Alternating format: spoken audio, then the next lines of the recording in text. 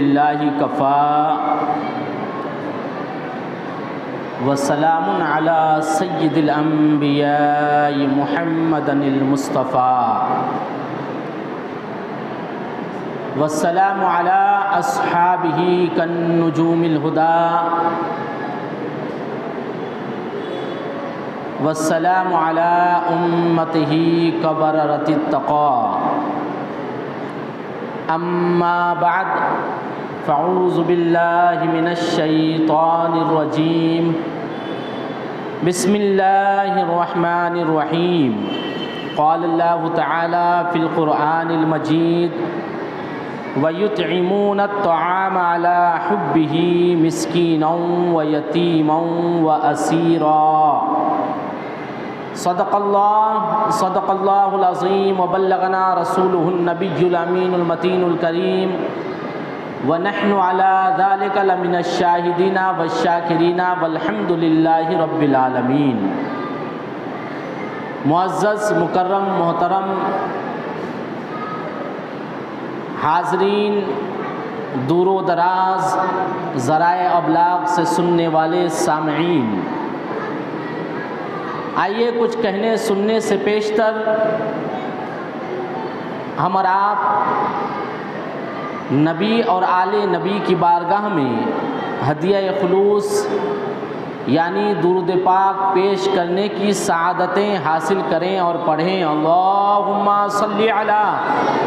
سیدنا مولانا محمد بارک وسلم صلاۃ و سلاما علیک وآلک یا رسول اللہ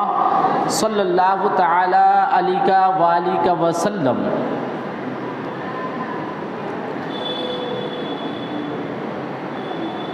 والد حسنین علی ہیں، شوہر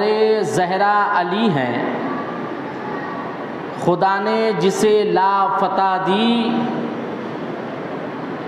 وہ تیغ مولا علی ہیں، اور علی کی دید مصطفیٰ کی دید ہوتی ہے، علی کی دید سے مصطفیٰ کی دید ہوتی ہے کہ روئے مصطفیٰ مولا علی ہیں، کہ روئے مصطفیٰ مولا علی ہیں۔ اور ولی ہو غوث ہو کہ ہو کوئی کتب و ابدال، ولی ہو غوث ہو کہ ہو کتب یا کوئی ابدال، سبھی کے پیشوا مولا علی ہیں، سبھی کے پیشوا مولا علی ہے۔ اور کسی نے کہا ہے کہ اللہ کا جو شعر ہے ولیوں کا ولی ہے، اللہ کا جو شعر ہے ولیوں کا ولی ہے، وہ میرا مولا علی مولا علی مولا علی ہے، وہ میرا مولا علی مولا علی مولا علی ہے۔ اور مولا علی کا ورد، مولا علی کا ورد پکڑ اے عاشق رسول، مولا علی کا ورد پکڑو اے عاشق رسول، مولا علی کا جو ورد پکڑے وہ بن جاتا ولی ہے، مولا علی کا جو ورد پکڑے وہ بن جاتا ولی ہے۔ اور اللہ رے کیا شان ہے بنت رسول کی، اللہ رے کیا شان ہے بنت رسول کی، حسنین کی ہے والدہ زوجہ علی ہے، حسنین کی ہے والدہ زوجہ علی ہے۔ اور مشکل کبھی جو آئے پکارو حیدر کو، مشکل کبھی جو آئے پکارو حیدر کو، اس نام سے کتنوں کی مشکل ٹلی ہے، اس نام سے کتنوں کی مشکل ٹلی ہے۔ اور جنت کی ہے طلب تو بن جاؤ علی کے، جنت کی ہے اگر طلب تو بن جاؤ علی کے، جنت کا جو راستہ ہے وہ گلی علی کی ہے، جنت کا جو راستہ ہے وہ گلی علی کی ہے۔ آج میرا موضوع سخن ہے داماد رسول مولا کائنات شیر خدا حضرت علی مرتضیٰ رضی اللہ تعالی عنہ، جو کہ اہل بیت اطہار میں سے ہیں، یقیناً جو لوگ بھی علی مرتضیٰ مشکل کشا مولائے کائنات کا ذکر کرتے سنتے ہیں وہ حقیقت میں اللہ کی عبادت کیا کرتے ہیں،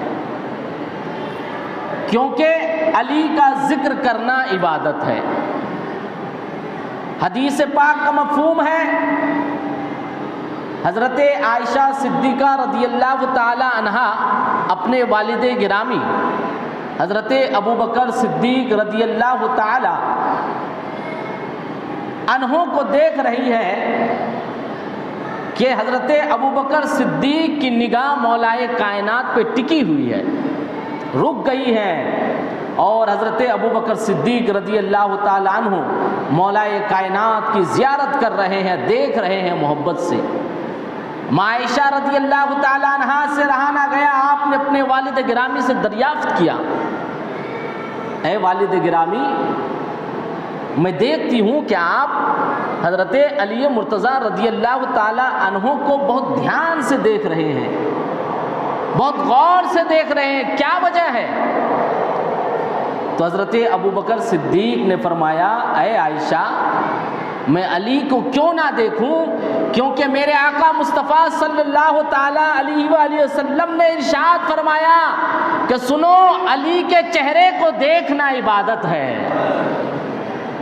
علی کے چہرے کو دیکھنا عبادت ہے۔ اب یہاں سے خیال آتا ہے کہ کاش اللہ رب العزت ہمیں بھی وہ دور عطا کرتا کہ ہم بھی علی کو دیکھتے اور عبادت ہو جاتی، ہم بھی علی کے چہرے کو تکتے رہتے اور عبادت ہو جاتی، ہماری آنکھیں بھی فیضیاب ہو جاتی، ہم محروم ہو گئے۔ مگر نہیں، پیارے مصطفیٰ صلی اللہ تعالی علیہ وسلم نے علی کے ان چاہنے والوں کو بھی عبادت کا موقع دیا جو بعد میں ہونے والے ہیں، یعنی آج کے دور میں، یا حضرت علی مرتضیٰ کے وصال کے بعد جو علی کے چاہنے والے ہیں، علی کے غلام ہیں، ان کے لیے بھی عبادت کا موقع رہا۔ وہ یوں ہے کہ حدیث کے مفہوم آگے یوں ہے کہ سنو، علی کے چہرے کو دیکھنا بھی عبادت ہے اور علی کا ذکر کرنا اور سننا بھی عبادت ہے، علی کا ذکر کرنا عبادت ہے۔ تو آج مولائے کائنات کا ذکر ہے، داماد رسول کا ذکر ہے، حضرت علی مرتضیٰ کا ذکر ہے، یہ ذکر نہیں بلکہ عبادت ہے، کیونکہ حدیث میں ہے کہ علی کا ذکر کرنا، علی کو دیکھنا عبادت ہے۔ ایک بار درود پڑھیے نبی اور آل نبی پر، اللہم صلی علی سیدنا مولانا محمد بارک وسلم صلاۃ و سلام علیک یا رسول اللہ صلی اللہ تعالی علیہ وآلہ وسلم۔ حضرت علی مرتضیٰ کا مرتبہ اس سے بھی صاف ظاہر ہے کہ حضور صلی اللہ تعالی علیہ وآلہ وسلم نے اپنی لخت جگر لاڈلی بیٹی حضرت خاتون جنت کا نکاح حضرت مولائے کائنات کے ساتھ کیا۔ ان کے علاوہ بھی حضرت مولائے کائنات کے کئی فضائل ہیں۔ آپ کا نام آپ کے والد نے علی رکھا، اور آپ کی والدہ نے اپنے والد یعنی حضرت علی مرتضیٰ کی والدہ کریمہ نے اپنے والد کے نام پر حضرت علی کا نام حیدر رکھا، اور پیارے مصطفیٰ صلی اللہ تعالی علیہ وسلم نے آپ کو دو خطاب سے نوازا۔ ایک تو یہ کہ آپ صلی اللہ تعالی علیہ وسلم نے حضرت علی مرتضیٰ کو ابو تراب کہا۔ روایت میں حدیث میں آتا ہے کہ حضرت علی مرتضیٰ رضی اللہ تعالیٰ عنہ کو اگر کوئی علی کہہ کر پکارتے تھے تو آپ مخاطب تو ہوتے تھے مگر خوش نظر نہیں آتے تھے۔ کوئی آپ کو آپ کے نام حیدر سے پکارتے تھے تو حضرت علی مرتضیٰ کے چہرے پہ کچھ عجب طرح کی کچھ ایک نرالا پن، کوئی خوشی ظاہر نہیں ہوتی تھی۔ مگر جب حضرت علی مرتضیٰ کو لوگ ابو تراب کہہ کر پکارتے تھے تو حضرت علی مرتضیٰ خوش ہوتے ہوئے نظر آتے تھے۔ آپ سے پوچھا بھی گیا کہ جب آپ کو ابو تراب کہا جاتا ہے، ابو تراب کہہ کے پکارا جاتا ہے، اے علی مرتضیٰ آپ مخاطب بھی ہوتے ہیں مگر مسکراتے ہوئے مخاطب ہوتے ہیں، خوش ہوتے ہیں، وجہ کیا ہے؟ تو آپ فرماتے ہیں کہ میں کیوں نہ خوش ہوں، اس نام سے مجھے جس نے نوازا ہے وہ پیارے مصطفیٰ صلی اللہ تعالیٰ علیہ وسلم کی ذات ہے۔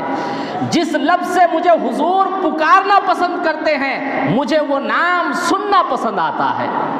یعنی کہ حضور کی پسند کو علی مرتضیٰ نے اپنی پسند رکھا۔ دوسرا لقب پیارے مصطفیٰ صلی اللہ تعالیٰ علیہ وسلم نے حضرت علی مرتضیٰ کو اسد اللہ کہہ کر پکارا، یعنی اللہ کا شیر۔ حضرت علی مرتضیٰ رضی اللہ تعالیٰ عنہ کو اللہ کا شیر بھی کہا جاتا ہے۔ آپ رضی اللہ تعالیٰ عنہ کی پیدائش خانہ کعبہ میں جمعہ کے دن 13 رجب المرجب 30 ہجری عام الفیل میں ہوئی۔ آپ کی والدہ محترمہ نے آپ کی ولادت کے بعد فوراً آپ کو آپ صلی اللہ تعالیٰ علیہ وسلم کی گود میں دے دیا۔ سبحان اللہ، کیا مقام ہے حضرت علی مرتضیٰ رضی اللہ تعالیٰ عنہ کا۔ آپ کی پیدائش کا واقعہ کچھ یوں بھی آتا ہے کہ جب آپ کی والدہ کریمہ حمل سے تھی تو جب آپ کی پیدائش کا وقت قریب آیا تو آپ کی والدہ کریمہ خانہ کعبہ کی طواف فرما رہی تھی۔ جیسے ہی درد کا احساس ہوا آپ بے چین ہوئی۔ آپ کی والدہ کریمہ کی ایک روایت ہے، آپ فرماتی ہے کہ میں اچانک دیکھی کہ کعبے کا دروازہ خود بخود کھل گیا۔ حضرت علی مرتضیٰ کے پیدائش کا وقت ہوتا ہے، آپ کی والدہ کو درد کا احساس ہوتا ہے، آپ کی والدہ بے چین ہوتی ہے کہ مجھے تولد ہونے والا ہے، میرے گھر کوئی آنے والا، اللہ رب العزت میری گود بھرنے والا ہے۔ آپ تھوڑی ہچکچاتی ہے اور بے چین ہوتی ہے۔ آپ کی والدہ فرماتی ہے کہ میں بے چین ہو رہی تھی کہ کیا دیکھتی ہوں کہ خانہ کعبے کا دروازہ خود بخود کھل جاتا ہے اور میں خانہ کعبہ کے اندر چلی جاتی ہوں۔ جس کی والدہ کی بے چینی، حیا اور پاس رکھتے ہوئے خانہ کعبہ کا دروازہ کھل جاتا ہو، اس علی کا مرتبہ کتنا بلند بالا ہوگا۔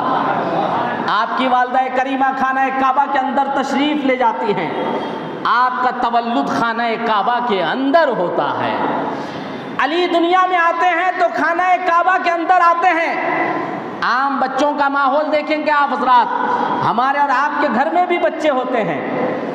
بچے جب پیدا ہوتے ہیں تو عام طور پر وہ جیسے ہی پیدا ہوتا ہے وہ آنکھیں کھول لیتا ہے، رونے لگتا ہے، مگر علی مرتضیٰ رضی اللہ تعالیٰ عنہ جب پیدا ہوئے تو آپ آنکھیں کھول ہی نہیں رہے ہیں، آپ آنکھیں بند کیے ہوئے ہیں۔ آپ کی والدہ کریمہ بے چین ہے، یہاں تک کہ روایت میں ہے، الفاظ یوں ہے کہ آپ گھبرا گئی اور یوں گمان کرنے لگی کہیں میرا بچہ نابینا تو نہیں پیدا ہوا۔ آپ بے چین ہو رہی ہے کہ اسی درمیان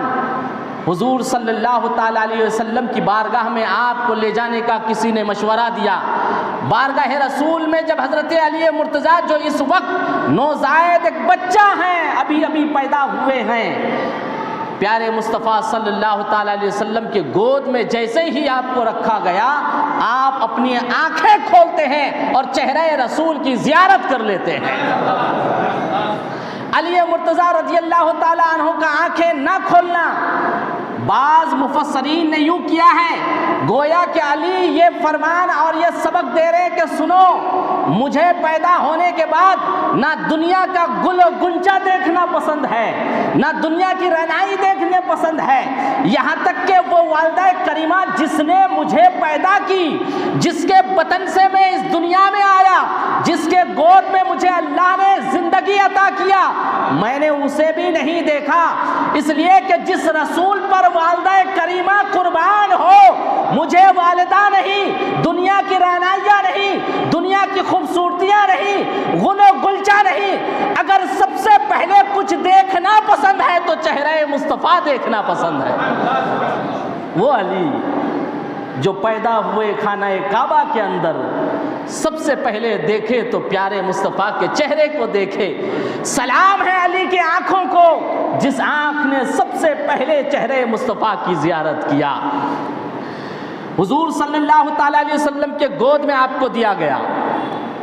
اور آپ صلی اللہ تعالیٰ علیہ وسلم نے اپنا لعاب دہن حضرت علی مرتضیٰ کو عطا کیا۔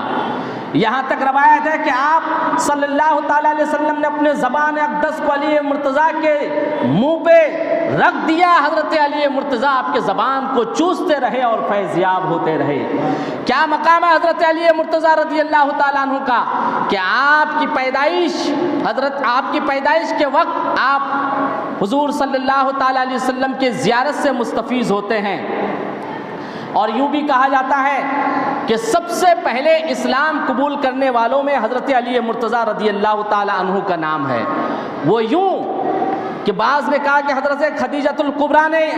اسلام قبول کیا، کئی لوگوں کے ہیں، مگر علماء نے اس پہ یوں وضاحت کی ہے کہ کم عمر میں عہد طفلی میں سب سے پہلے اسلام قبول کرنے والے حضرت علی مرتضیٰ رضی اللہ تعالیٰ عنہ ہیں. حضرت علی مرتضیٰ رضی اللہ تعالیٰ کی عمر اس وقت تقریباً بعض نے کہا 8 سال تھی، بعض نے کہا 9 سال تھی، بعض نے کہا 10 سال تھی. چونکہ حضرت علی مرتضیٰ رضی اللہ تعالیٰ عنہ کی پرورش اور آپ کی دیکھ ریکھ حضور صلی اللہ تعالیٰ علیہ وسلم ہی فرما رہے تھے. حضرت علی مرتضیٰ رضی اللہ تعالیٰ عنہ کو حضور صلی اللہ تعالیٰ علیہ وسلم نے گود لیا تھا پرورش کے لیے. تو اس لیے حضرت علی مرتضیٰ رضی اللہ تعالیٰ عنہ ماں خدیجۃ الکبریٰ کی تربیت میں پلے بڑے ہوئے ہیں اور حضور صلی اللہ تعالیٰ علیہ وسلم کی سنگت میں رہے ہیں. حضرت علی مرتضیٰ رضی اللہ تعالیٰ عنہ نے ایک دن دیکھا کہ ماں خدیجۃ الکبریٰ نماز پڑھ رہی ہے، کچھ الگ طریقے سے عبادت کر رہی ہے، حضور بھی عبادت کر رہے ہیں. تو علی مرتضیٰ دیکھ کر سوال کرتے ہیں، یا رسول اللہ آپ یہ کیا فرما رہے ہیں، کیا کر رہے ہیں؟ تو حضور نے اللہ کے پیغام کو علی تک پہنچایا اور اسلام کی دعوت دیا. مگر حضرت علی مرتضیٰ رضی اللہ تعالیٰ عنہ نے کہا کہ میں اپنے والد سے مشورے کے بعد آپ کی دعوت قبول کروں گا، چنانچہ مجھے وقت دیا جائے. تو حضرت علی مرتضیٰ نے اس وقت اسلام نہیں قبول کیا، مگر اس کے دوسرے دن ہی یا کچھ گھنٹوں کے بعد ہی حضرت علی مرتضیٰ دامن اسلام میں داخل ہو گئے. آپ کا مرتبہ احادیث کریمہ سے بھی وارد ہے. چنانچہ آپ ہمیشہ حضور صلی اللہ تعالیٰ علیہ وسلم کے سنگت میں رہے، آپ کی معیت میں رہے، آپ کے ساتھ رہے. اسی طرح ہمیشہ سبھی جنگوں میں آپ شرکت کیے حضور کے ساتھ. جہاں جہاں جنگ ہوئی حضور کے ساتھ حضرت علی مرتضیٰ رضی اللہ تعالیٰ عنہ نے شرکت کیا، سوائے غزوہ تبوک کے کہ اس غزوے کے وقت رسول صلی اللہ تعالیٰ علیہ وسلم نے آپ کو اپنا نائب بنا کر مدینہ منورہ میں چھوڑ دیا تھا. جس علی کو رسول اللہ نے اپنی نیابت عطا کی ہو اس علی کا مرتبہ کیا کہنا، اپنی جگہ چھوڑ کے حضور گئے ہوں اس علی کا مرتبہ کیا کہنا. اور ارشاد فرمایا، اے علی کیا تم اس بات سے راضی نہیں ہو کہ میں تمہیں اس طرح چھوڑے جاتا ہوں جس طرح موسیٰ علیہ السلام جب کوہ طور پر مناجات کے لیے تشریف لے گئے تو اپنی جگہ اپنے بھائی ہارون علیہ السلام کو چھوڑ کے گئے تھے. بس فرق صرف اتنا ہے کہ ہارون علیہ السلام خود بھی نبی تھے اور ایک نبی کے خلیفہ بھی تھے، اور تم صرف میرے خلیفہ اور نائب ہو، نبی نہیں ہو، صرف اتنا فرق ہے.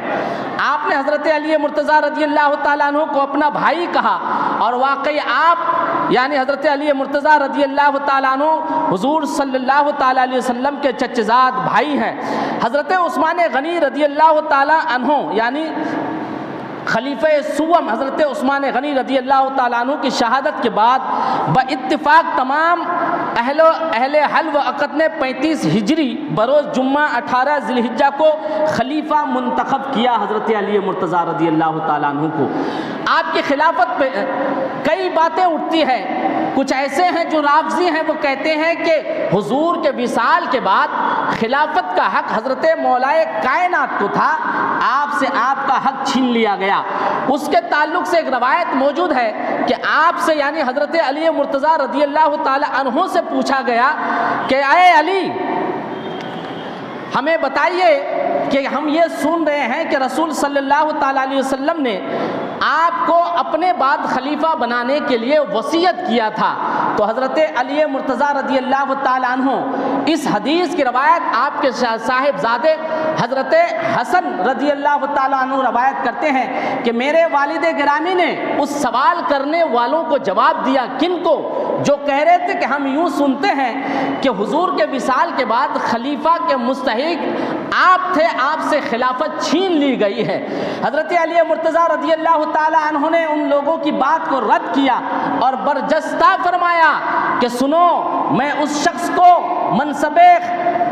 منصب نبوت پر یعنی حضور کے بعد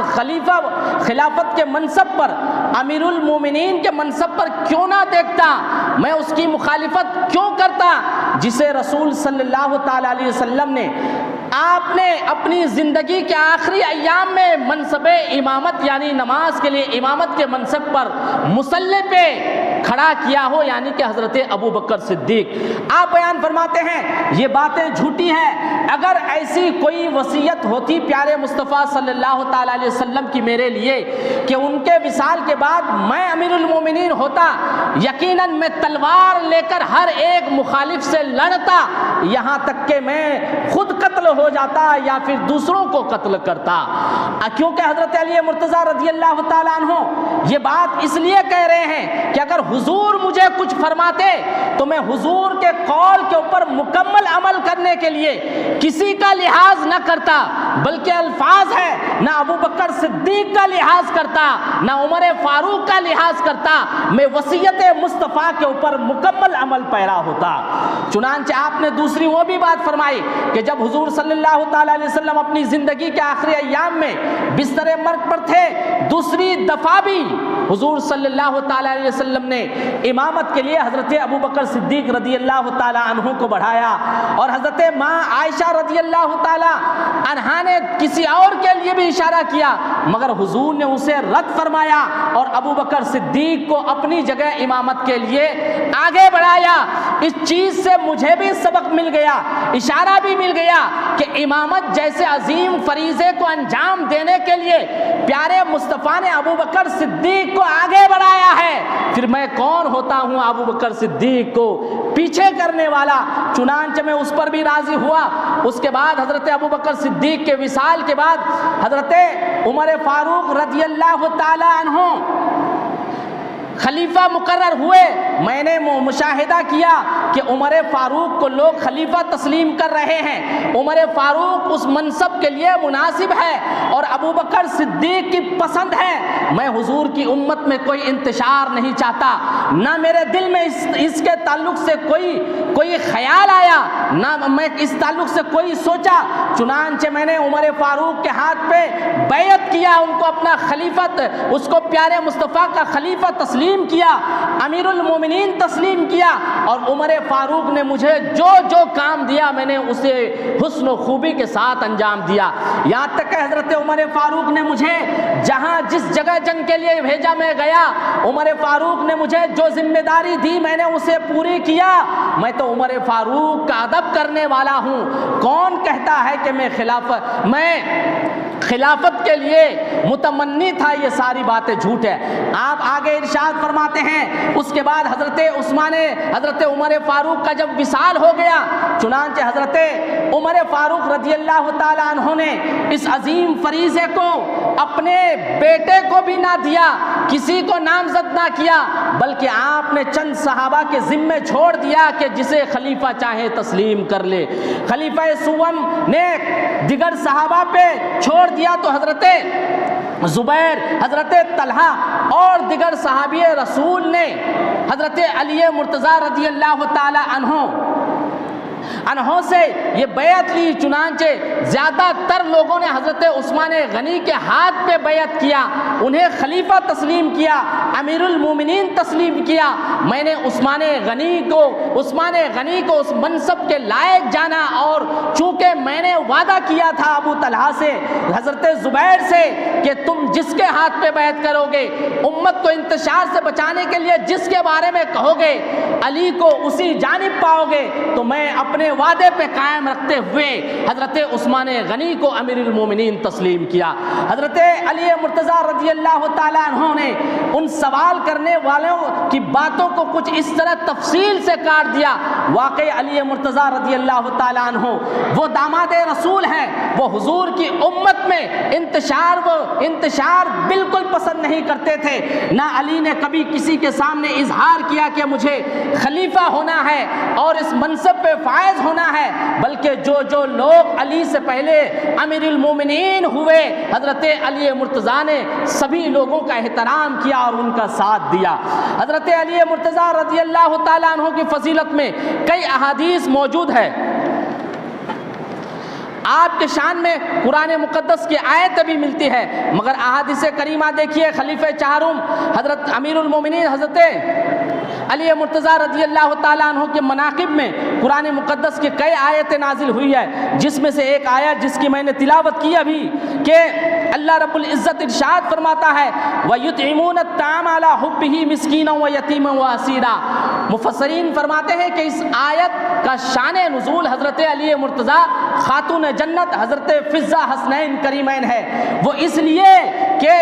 حضرت ایک مرتبہ کا یوں واقعہ ہے کہ حضرت امام حسن اور حضرت امام حسین بیمار ہو گئے اور حضرت علی مرتضیٰ خاتون جنت اور گھر کی خادمہ حضرت فضہ بے چین تھی، چنانچہ سبھی لوگوں نے منت مانگا کہ اگر حسن حسین کی طبیعت ٹھیک ہو جائے گی، راحت ہو جائے گی، آرام مل جائے گا تو ہم لوگ سبھی لوگ 3 دن روزے سے رہیں گے۔ چنانچہ حدیث کا مفہوم ہے کہ سبھی لوگوں نے سحری کیا اور روزے سے رہے۔ پہلے دن افطار کے لیے کچھ بھی نہ تھا۔ ایک روایت یوں ہے کہ حضرت علی مرتضیٰ رضی اللہ تعالیٰ عنہ نے کسی یہودی سے ادھار کر کے کچھ لایا۔ ایک یوں بھی روایت ہے کہ آپ نے کسی کام کے عوض کچھ پیسے لائے جس کے بدلے آپ نے روٹی کا انتظام کیا۔ خاتون جنت سیدہ کائنات پیارے رسول کی لخت جگر اور لاڈلی حضرت فاطمہ زہرا روزے کی حالت میں روٹی بناتی ہے۔ افطار کا اہتمام کیا جاتا ہے۔ افطار کا وقت قریب آتا ہے کہ کسی دستک دینے والے نے دروازے میں دستک دیا کہ ہے کوئی خالق کے نام پہ مجھے کھلانے والا، میں مسکین ہوں، غریب ہوں، محتاج ہوں، میری حاجت پوری کر دیں۔ دروازہ کھولا گیا،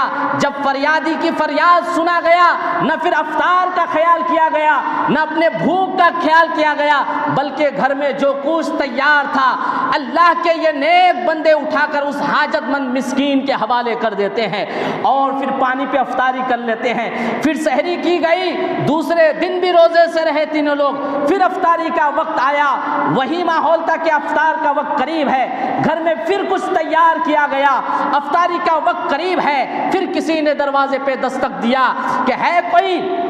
اللہ کا بندہ، میں یتیم ہوں، میری مدد کر دے۔ اللہ الصمد فاطمہ زہرا کے دروازے پہ کوئی حاجت مند گیا ہے، وہ واپس کیسے آ سکتا ہے؟ یہ وہ گھرانہ ہے جو خود بھوکے رہتے ہیں مگر دوسروں کو کھلایا پلایا کرتے ہیں۔ یہ وہ گھرانہ ہے جو حاجت مندوں کے حاجتیں پوری کرنے والے ہیں۔ چنانچہ دوسرے دن جو افطاری کے لیے تیار کیا گیا تھا وہ بھی اٹھا کے اس یتیم کو دے دیا گیا۔ تیسرے دن کے لیے پھر سحری کی گئی، حضرت علی مرتضیٰ بھی سحری کیے روزے کے لیے منت پوری کرنے کے لیے، خاتون جنت نے بھی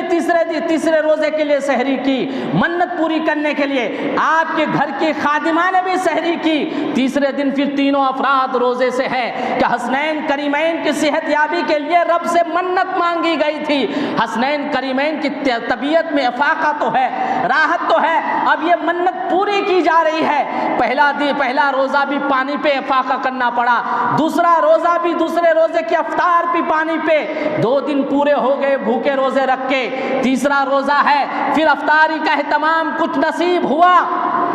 اور پھر وہ افطار کا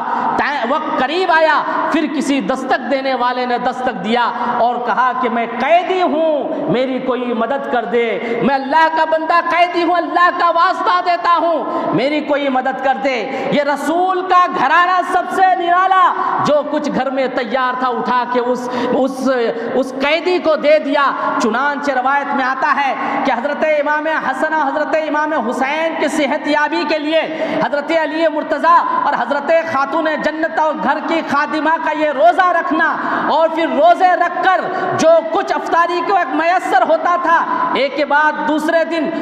دن کے بعد تیسرے دن، پہلے دن مسکین کو دے دینا، دوسرے دن یتیم کو دے دینا، تیسرے دن قیدی کو دے دینا۔ اللہ تعالیٰ کو اپنے اہل بیت اطہار کے افراد کا یہ عمل اتنا پسند آیا کہ اللہ تعالیٰ نے قرآن کی آیت نازل فرما دیا اور فرمایا وَيُطْعِمُونَ الطَّعَامَ عَلَىٰ حُبِّهِ مِسْكِينًا وَيَتِيمًا وَأَسِيرًا، اور وہ کھانا کھلاتے ہیں اللہ کی محبت میں مسکین کو، یتیم کو اور قیدی کو۔ علماء فرماتے ہیں کہ اس آیت سے مولا کائنات کی فضیلت ثابت ہوتی ہے، اس آیت سے خاتون جنت کی فضیلت ثابت ہوتی ہے، اس آیت سے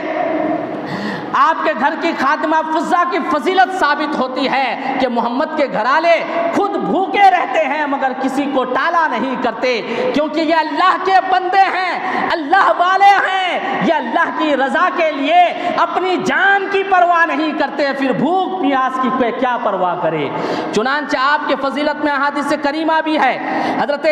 امام جلال الدین سیوطی علیہ الرحمہ جمیع الجوامع میں ایک حدیث پاک نقل فرماتے ہیں۔ آپ فرماتے ہیں کہ پیارے رسول صلی اللہ تعالی علیہ وسلم نے ارشاد فرمایا القرآن مع العلی و علی مع القرآن، کہ قرآن علی کے ساتھ ہے اور علی قرآن کے ساتھ ہے، یعنی کہ جو قرآن والا ہوگا وہ علی والا ہوگا، جو علی والا ہوگا وہ قرآن والا ہوگا۔ علی کی زندگی پہ عمل کرنا قرآن پہ عمل کرنا ہے، اور قرآن پہ عمل کرنا علی پہ عمل کرنا ہے۔ قرآن کا احترام کرنا علی کا احترام کرنا، علی کا احترام کرنا قرآن کا احترام کرنا۔ پھر کیوں نہ ہو کہ وہ حجت الوداع کے وقت حضور کا وہ عظیم خطاب امت کے نام کہ حضور نے فرمایا کہ اے لوگوں سنو، میں تم لوگوں کے درمیان دو عظیم چیز چھوڑ کے جا رہا ہوں، دونوں کا دامن تھامے رہنا، دونوں کو پکڑے رہنا، دونوں کو سنبھالے رہنا، ان دونوں سے بھٹکنا نہیں، ان دونوں سے دور نہیں ہونا۔ کیا چیز تھی وہ کون سی دو چیز تھی جس کو پکڑے رہنے کے لیے اس عظیم مجمع میں حج کے موقع سے حضور امت سے خطاب فرما رہے ہیں؟ تو حضور نے فرمایا سنو، میں بھی انسان ہوں، مجھے بھی موت آنی ہے۔ اللہ کا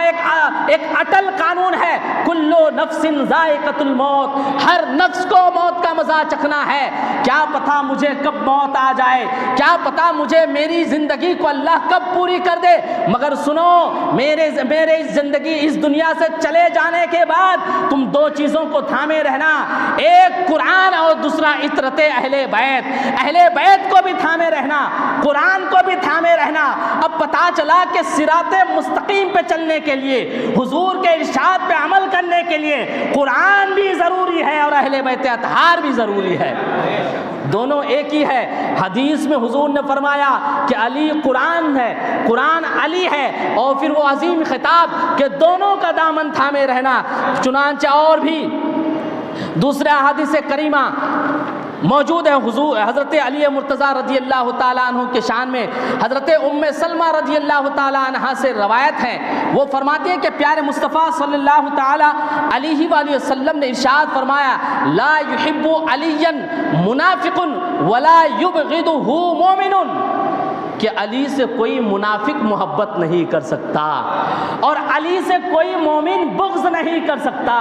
آج بھی باغیان علی کتنے ملتے ہیں، آج بھی گستاخان علی کتنے ملتے ہیں، آج بھی علی کو برا کہنے والے کتنے ملتے ہیں۔ تو سنو، یقین جانو کہ جو مومن ہوتا ہے وہ کبھی علی سے بغض نہیں رکھ سکتا، یعنی کہ جس کے سینے میں علی کی محبت ہے اس کے ایمان کی حفاظت ہے،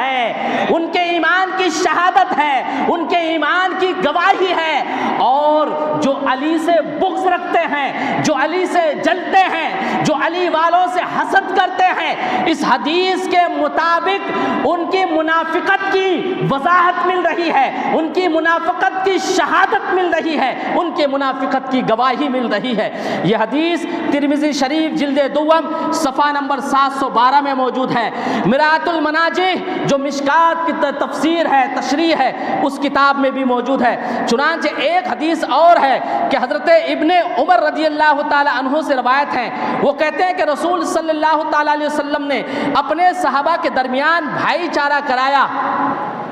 تو علی آئے۔ یہ بھائی چارہ کب کرایا، کہاں کرایا، جاننے کی ضرورت ہے۔ میں کچھ مزید تفصیل ڈالنا چاہوں گا۔ وہ موقع جب مسلمان مکہ سے ہجرت کر کے مدینہ چلے گئے تو مہاجرین مسلمانوں میں بہت سے بے گھر تھے، کتنوں کے رشتہ دار نہیں تھے، کیونکہ ہجرت کرتے وقت یہ وہ مسلمان تھے، یہ وہ غیور مسلمان تھے، یہ وہ نبی کے جانثار صحابہ تھے جو حضور کے ساتھ ہجرت کرنے کے لیے کتنوں نے اپنی بیویوں کو نظر انداز کر دیا، کتنوں نے اپنے بچوں کو چھوڑ دیا، کتنوں نے اپنے رشتہ دار اقارب کو چھوڑ دیا، فقط رشتہ محبت رسول کو قائم رکھتے ہوئے تمام رشتہ داریوں کو نظر انداز کر دیا اور حضور کے ساتھ رضائے الہی کے لیے مکہ سے مدینہ ہجرت کر کے چلے گئے، کیونکہ وہ ہجرت اللہ کی رضا کے لیے۔ تو اس جگہ یعنی مدینہ میں جہاں گئے تو اب مہاجرین مسلمانوں کی کوئی رشتہ داری نہیں، کوئی چاچا نہیں، کوئی بھتیجا نہیں، کسی کا سسرال نہیں، تو حضور نے انصار یعنی مدینے کے مسلمانوں کے ساتھ مہاجرین مسلمانوں کا ایک بھائی چارہ والا رشتہ قائم فرمایا۔ قربان جاؤں اس رشتے پہ جسے حضور قائم فرما رہے ہیں، اس بھائی چارہ، اس بھائی پن اور اس اخوت کا کیا کہنا جسے قائم کرنے والا پیارے مصطفیٰ ہے۔ آپ صلی اللہ تعالیٰ علیہ وسلم نے مہاجرین مسلمانوں کو انصار مسلمانوں کے ساتھ بھائی بھائی بنایا، سب کو کسی کا نہ کسی کا بھائی بنایا، تو علی مرتضیٰ کو کسی کا بھائی نہ بنایا، سب کو بھائی بنا دیا کسی کے ساتھ، سب کو کسی کے ساتھ کوئی نہ کوئی تعلق بنا دیا حضور نے، مگر علی کو کسی کا بھائی نہ بنایا۔ علی مرتضیٰ رضی اللہ تعالیٰ عنہ بے چین ہوئے اور آپ نے بردستہ حضور سے نم آنکھوں سے کہا، آپ نے اپنے صحابہ میں بھائی چارہ کرا دیا لیکن مجھے کسی کا بھائی نہ بنایا۔ تو پیارے مصطفیٰ صلی اللہ تعالیٰ علیہ وسلم نے علی مرتضیٰ سے مخاطب ہو کے فرمایا، اے علی، تم لوگوں کی بھائی چارہ کو دیکھتے ہوئے بے چین ہو رہے ہو، تم بے چین ہوئے ہو کہ فلاں کا بھائی فلاں کو بنا دیا گیا، میں تمہارے درد کو سمجھ رہا ہوں، تو سنو اے علی، انت اخی فی الدنیا والآخرہ، میں نے تو ان کی بھائی چارگی کو یہاں بنایا ہے زمین پر، مگر سنو تم میرے بھائی ہو اور اس دنیا میں بھی میرے بھائی ہو، آخرت میں بھی میرے بھائی ہو۔ اللہ الصمد۔ حضور صلی اللہ تعالیٰ علیہ وسلم نے علی مرتضیٰ کو اپنا بھائی قرار دیا، جسے حضور نے دنیا میں اور آخرت میں دونوں جگہ اپنا بھائی کہا ہو، اس علی کا کیا کہنا، اس علی کے مرتبے کو سلام۔ اب یہاں سے میں ذرا حضرات کو ڈائیورٹ کرنا چاہوں گا، حالات کے حساب سے کتنے سالوں سے ہمارا آپ سن رہے ہیں، بدعقیدہ لوگ سنیے، نماز، روزے، حج، زکوٰۃ یہ اعمال ہیں، مگر اس سے پہلے ایمان کی گارنٹی ضروری ہے، ایمان کی سلامتی ضروری ہے۔ اگر انسان کا ایمان ختم ہو جائے پھر اس کے اعمال کسی کام کے نہیں ہے۔ اعمال تو ایمان مصطفیٰ کے بعد ہے، اس کے بعد ہی آپ جانتے ہوں گے کسی غیر مسلم پہ روزہ نہیں ہے، کسی غیر مسلم کے لیے نماز نہیں ہے، کسی غیر مسلم کے لیے حج کرنا ضروری نہیں ہے، کسی غیر مسلم کے لیے زکوٰۃ ادا کرنا ضروری نہیں ہے، ان کا مذہب ان کے ساتھ، اور قرآن نے ہمیں یہی تعلیم دیا ہے، لکم دینکم ولی دین، اے دنیا والو، اے غیر مسلموں، تمہارا دین تمہارے ساتھ، ہمارا دین ہمارے ساتھ۔ اسلام ہمیں یہی درس دیتا ہے، لا اکراہ فی الدین، دین کے معاملے میں کوئی زبردستی نہیں۔ اگر دنیا کا کوئی مسلمان اسلام کو بدنام کرنے کے خاطر کسی کو زور زبردستی اسلام میں داخل کرتا ہے، میں ان سے کہوں گا احادیث رسول ہی نہیں، صحابہ کی زندگی کے پریکٹس کے خلاف ہی نہیں، بلکہ لا اکراہ فی الدین جیسی آیت کی بھی خلاف ورزی ہو رہی ہے، لکم دینکم ولی دین جیسی آیت کی بھی خلاف ورزی ہو رہی ہے۔ اس لیے کسی کو زبردستی اپنے مذہب میں داخل نہ کیا جائے، اور مسلمان جو نئے مسلمان اسلام میں آتے ہیں ان کے لیے کہا جائے کہ سنو، اسلام میں ایمان نام ہے، مسلمان نام ہونے ہے، زبان سے اقرار کرنے کا اور دل سے ماننے کا، اس اقرار باللسان و تصدیق بالقلب۔ اگر کوئی شخص صرف زبان سے کلمہ پڑھ لے، کسی کے بہکاوے میں ہو، کسی لالچ میں ہو، کسی کے ڈر سے ہو، تو یہ اسلام کا قاعدہ قانون ہے، کوئی شخص مسلمان نہیں ہو سکتا اگر وہ کسی کے ڈر سے اسلام قبول کر رہا ہے، کوئی شخص مسلمان نہیں ہو سکتا اگر وہ کسی چیز کی لالچ میں اسلام قبول کر رہا ہے۔ اسلام تو ہے خوشی خوشی ماننے کا، اسلام تو نام ہے دل سے ماننے کا۔ تو اس وقت کوئی انسان مسلمان نہیں ہو سکتا جب تک کہ زبان کے ساتھ ساتھ دل سے نہ مان لے۔ اور سنو، کوئی زبردستی کسی سے کلمہ پڑھوا سکتا ہے، قرآن چموا سکتا ہے، مسجد میں لے جا سکتا ہے، زبردستی کسی فزیکل چیز سے کرایا جا سکتا ہے، مگر کسی کو دل سے زبردستی نہیں منوایا جا سکتا ہے۔ اس وقت میں کہاں تھا؟ حضرت علی مرتضیٰ رضی اللہ تعالیٰ عنہ اسلام درود شریف پڑھی، اللہم صلی علی سیدنا مولانا محمد بارک وسلم صلاۃ و سلام علیک یا رسول اللہ صلی اللہ تعالی علیہ وآلہ وسلم۔ کہہ رہا تھا کہ سنیے کہ نماز یہ ارکان جو ہے یہ مسلمانوں کے لیے ہے، یہ غیر مسلموں کے لیے ضروری نہیں ہے، اس لیے یہ اعمال وہ مسلمان جو کلمہ پڑھتے ہیں وہ اعمال کے ساتھ ساتھ اپنے ایمان کی بھی دیکھ بھالی کرے، کہیں ہم سے کوئی ایسی غلطی تو نہیں ہے کہ ہم اسلام سے خارج ہو رہے ہیں، کہیں ہم بھولے بھٹکے کسی دوست یار لکھنے پڑھنے والے ملنے جلنے والے کے ساتھ اٹھتے بیٹھتے حضور کے شان میں گستاخی تو نہیں کر دیے کہ اسلام سے خارج ہو جائے، کہیں ہم اہل بیت اطہار سے بغض رکھ کے منافقت تو اپنے اندر نہیں داخل کر لیے۔ اعمال کے ساتھ روزوں کا خیال ضروری ہے، میں مانتا ہوں، اس کے ساتھ ایمان کا خیال کرنا ضروری ہے، اور ایمان کی بقا، ایمان کی شیورٹی، ایمان کی حفاظت حب مصطفیٰ اور آل مصطفیٰ میں ہے۔ اگر سینے میں حب مصطفیٰ نہیں ہے، حب آل مصطفیٰ نہیں ہے، ان کی نمازیں اپنی طرف، اس کا ایمان باقی نہیں ہے۔ جب ایمان باقی نہیں رہتا ہے پھر کسی عمل کا کوئی جزا صلہ ملنے والا نہیں ہے۔ حضرت علی مرتضیٰ رضی اللہ تعالیٰ عنہ کے فضائل میں صاحب طبرانی نے روایت کی ہے، وہ فرماتے ہیں، حضرت جابر رضی اللہ تعالیٰ عنہ کی روایت ہے، اور حضرت حاکم حضرت علی مرتضیٰ رضی اللہ تعالیٰ عنہ سے بیان کرتے ہیں کہ رسول صلی اللہ تعالیٰ علیہ وسلم نے ارشاد فرمایا، انا مدینۃ العلم وعلی بابها۔ علی کا مرتبہ دیکھیے کہ حضور فرماتے ہیں کہ میں علم کا شہر ہوں، علی کا دروازہ ہے۔ اے علم تلاش کرنے والوں، اے فقیہ بننے والوں، اے مفسر بننے والوں، اے محقق بننے والوں، اے مفتی بننے والوں، اے علم دین اور دنیا میں سبقت ڈھونڈنے والوں، اگر تجھے علمی میدان میں فتح نصیب کرنی ہے تو آؤ پہلے علی جیسے دروازے سے گزر جاؤ، کیونکہ علی باب العلم ہے، جسے جو علم ملے گا وہ علی کے صدقے میں ملنے والا ہے۔ اور یقین جانیے، میں کہنا چاہتا ہوں کہ حضرت ابو بکر صدیق نے جب خلافت کی، یقیناً خلافت ابو بکر صدیق کی تھی مگر ولایت علی کی تھی، یقیناً خلافت عمر فاروق کی تھی مگر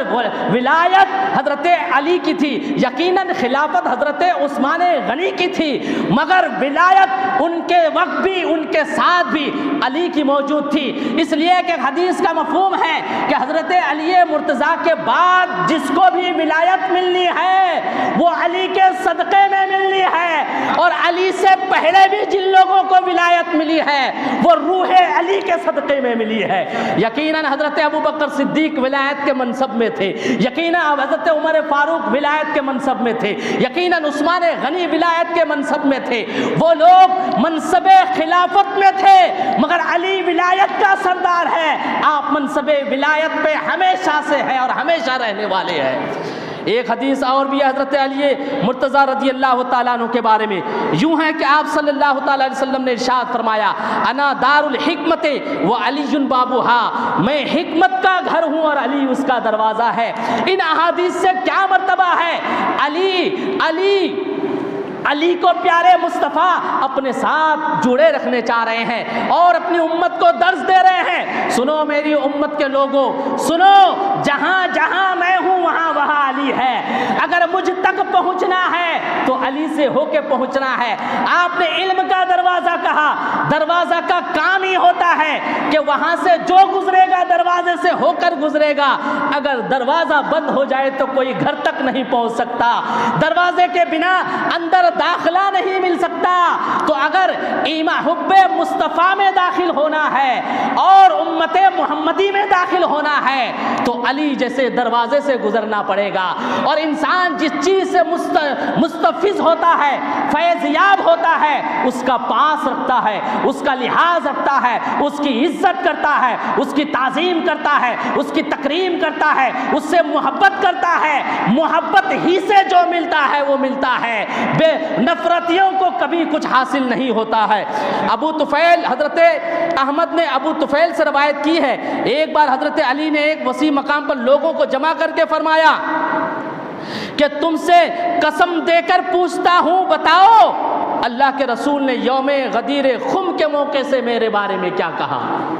علی کا مرتبہ سنیے، علی خود لوگوں کو یاد دلا رہے ہیں، پوچھ رہے ہیں۔ یہ طریقہ کیسا ہوتا ہے کہ میں آپ لوگوں کو یاد دلاتا ہوں۔ اب کورونا کا دور چلا گیا، اگر 10 سال کے بعد کوئی ایسی سچویشن لگے، کوئی ایسی وبا آنے لگے تو لوگ اپنی بات رکھنے کے لیے، یا اس وقت کا کوئی جو ذمہ دار ہوگا وہ کہے گا کہ 10 سال پہلے جو کورونا آیا تھا کیا ہوا تھا، لاک ڈاؤن ہوا تھا، ٹرینیں بند ہوئی تھی۔ یہ ایگزامپل رہتا ہے کہ انسان کو پچھلی باتیں کہہ کے آگاہ کیا جاتا ہے، خبردار کیا جاتا ہے، الرٹ کیا جاتا ہے، پرانے واقعات کا یاد دلا کے۔ حضرت علی مرتضیٰ رضی اللہ تعالیٰ عنہ کے باغی اور گستاخ اس دور میں بھی موجود تھے۔ علی کو کہیں سے بات لگی تو علی نے لوگوں کو جمع کیا اور کہا، اے میرے بارے میں بدگمانی کرنے والوں، اے مجھے غلط الفاظ سے یاد کرنے والوں، اے میرے ساتھ منافقت کرنے والوں اور دیگر لوگوں، سنو، کیا تمہیں یاد نہیں ہے کہ حضور نے غدیر خم کے موقع سے میری نسبت کیا فرمایا تھا؟ اس مجمع سے 30 آدمی کھڑے ہوئے اور انہوں نے کہا کہ ہم گواہی دیتے ہیں کہ ہمارے سامنے رسول صلی اللہ تعالیٰ علیہ وسلم نے ارشاد فرمایا، اللہم من کنت مولاہ فعلی مولاہ، اللہم والی من والہ وعاد من عادہ۔ اے اللہ تو اسے دوست فرما جسے میں دوست فرماتا ہوں، میں علی کو اپنا دوست مانتا ہوں، علی کو مولا مانتا ہوں، جو مجھے مولا مانے وہ علی کو مولا مانے، جس کا مولا علی ہوگا اس کا مولا میں ہوں گا۔ الحدیث کے الفاظ ہے جس کا ترجمہ یوں ہے کہ میں جس کا دوست ہوں علی بھی اس کے دوست ہیں۔ الہی علی سے جو محبت رکھے اس سے تو بھی محبت فرما، اور علی سے جو بغض رکھے تو بھی اس سے دشمنی رکھ، یعنی اے رب دو جہاں تو بھی ناراض ہو جا۔ نقطہ سماعت کیجئے، یہ دعا کرنے والا کون ہے؟ آج ہمارا آپ اپنے لیے کچھ دعا کرانا رہتا ہے، بچہ بیمار ہو جائے امام صاحب دعا کر دیجئے، کاروبار میں نقصان اٹھا رہے ہیں امام صاحب، یا وقت کا آپ کی ملاقات کا جو نیک آدمی ہوتا ہے اس سے دعا کراتے ہیں۔ نیک ہی نہیں بلکہ بمبئی کا میں نے کلچر دیکھا ہے کہ نماز کے بعد لوگ لائن لگا لیتے تھے مغرب بعد تیل لے کے، اپنے بچے کو گود لے کے کہ دعا کر دیجئے، پھونک دیجئے، بچہ بیمار ہے شفا یاب ہو جائے۔ بمبئی کا یہ حال صرف مسلمانوں کا نہیں تھا، میں نے اپنی نظروں سے دیکھا ہے یہ حال، یہ منظر تو میں نے دیکھا کہ مغرب کی نماز ہو رہی ہے، امام صاحب قرات فرما رہے ہیں، مگر دروازے پہ دعا کے لیے انتظار کرنے والوں میں برقع والیاں بھی، برقع والی خواتین بھی موجود ہیں، ٹیکہ لگانے والی ہماری بہنیں بھی موجود ہیں،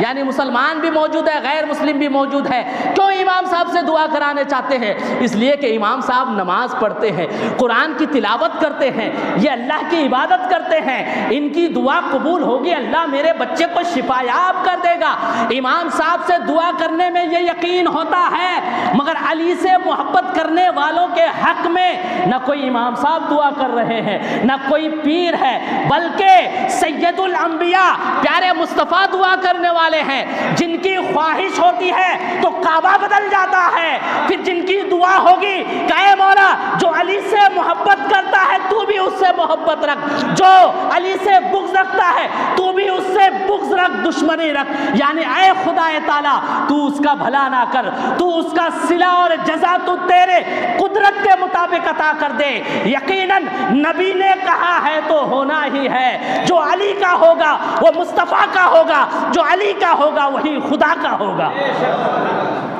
کچھ احادیث رہ گئی میری کوشش کے،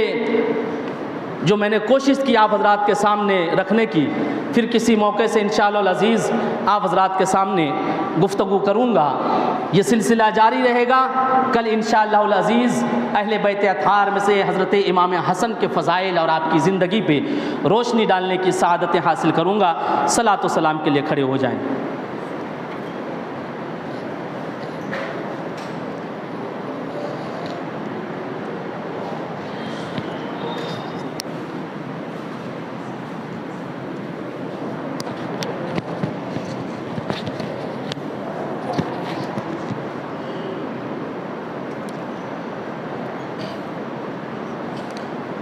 یا علی یا علی یا علی یا علی یا علی یا علی یا علی یا علی یا علی یا علی یا علی یا علی یا علی یا علی یا علی یا علی، جس کے ہاتھوں میں ہے ذوالفقار نبی، جس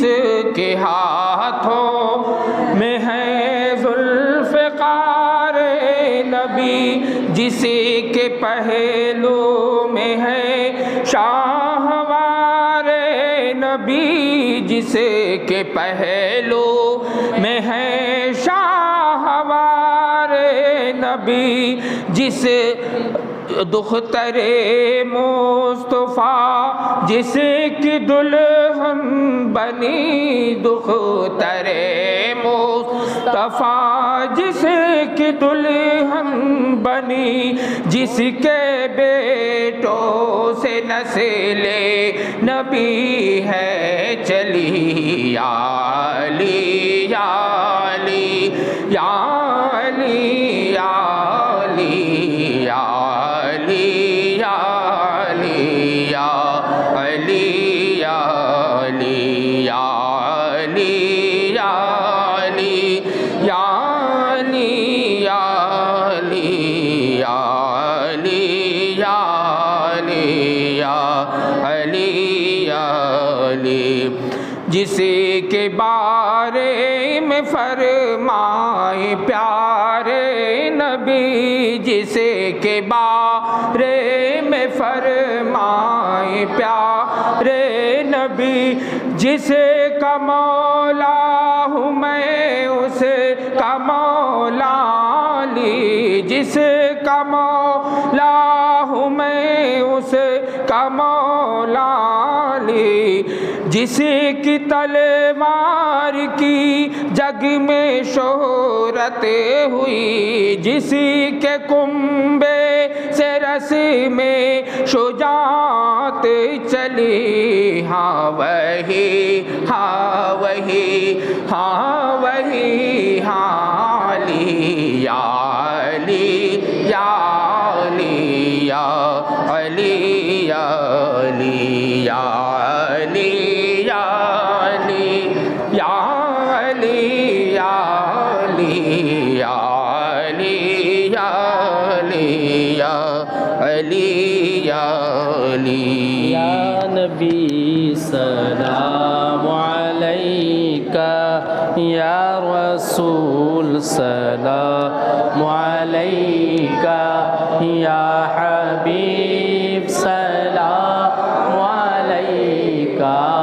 صلوات اللہ الصلاۃ والسلام علیک یا رسول اللہ، الصلاۃ والسلام علیک یا حبیب اللہ، الصلاۃ والسلام علیک یا نبی اللہ۔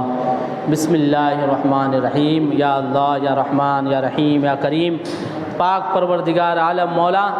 ہم لوگ تیرا ذکر خیر کیے سنے مولا، تیرے کلام پاک قرآن مقدس کی تلاوت کیے سنے مولا، تیرے حبیب کا ذکر خیر کیے سنے مولا، بالخصوص مولا کائنات حضرت علی کا ذکر خیر کیے سنے مولا، ان تمام کو تو قبول فرما یا اللہ۔ ذکر مصطفیٰ کے صدقہ و طفیل، ذکر اہل بیت کے صدقہ و طفیل، ذکر علی مرتضیٰ کے صدقہ و طفیل مولا، ہم تمام لوگوں کی تمام پریشانیوں کو دور فرما یا اللہ۔ ہم میں سے جو بیمار ہیں انہیں شفاء کلی و عاجلی عطا فرما، ہمارے گھر خاندان میں جو بیمار ہے تمام لوگوں کو شفا یاب فرما یا اللہ۔ ہم میں سے جو سحر، آسیب، جادو، ٹونا ٹٹکا میں مبتلا ہے مولا، تو مخدوم پاک کے صدقہ طفیل مولا شفا یاب فرما یا اللہ۔ ہمیں شیطان کے بہکاوے سے محفوظ فرما یا اللہ۔ ہمیں صراط مستقیم پہ چلنے کی توفیق و رفیق عطا فرما یا اللہ۔ ہمیں حلال رزق کمانے کھانے کی توفیق و رفیق عطا فرما یا اللہ۔ ہمارے حلال اور جائز کاروبار میں مولا برکتیں عطا فرما یا اللہ۔ ہم میں سے جن کے والدین، رشتہ دار و اقارب اس دنیا سے گزر چکے ہیں سب کی مغفرت فرما یا اللہ۔ ہمارے والدین کو تو ہم سے راضی ہونے کی توفیق و رفیق عطا فرما یا اللہ۔ ہم میں سے جو طالب علم ہے مولا ان کی یادداشت میں، ذہانت میں یا اللہ تو اضافہ فرما یا اللہ۔ تمام مسلمانان عالم کی مولا جان مال عزت و آبرو کی حفاظت فرما یا اللہ۔ مظلوم، بے کس، بے سہارا مسلمانوں کی تو غیب سے مدد فرما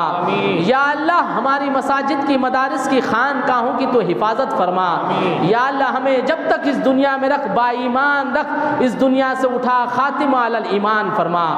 یا اللہ۔ ہمیں مرنے سے پہلے تو اپنے مقدس گھر خانہ کعبہ کی زیارت نصیب فرما، گنبد خضرا شریف کی زیارت نصیب فرما، کربلا شریف، بغداد شریف کی زیارت نصیب فرما۔ تجھے فضل کرتے نہیں لگتا بار، نہ ہو تجھ سے مایوس امیدوار۔ ان اللہ وملائکتہ یصلون علی النبی یا ایھا الذین آمنوا صلوا علیہ وسلموا تسلیما۔ اللہم صل علی سیدنا مولانا محمد بارک وسلم صلاۃ و سلام علیک یا رسول اللہ صلی اللہ تعالی علیہ وسلم۔ سبحان ربک رب العزۃ عما یصفون وسلام علی المرسلین والحمد للہ رب العالمین۔ حق لا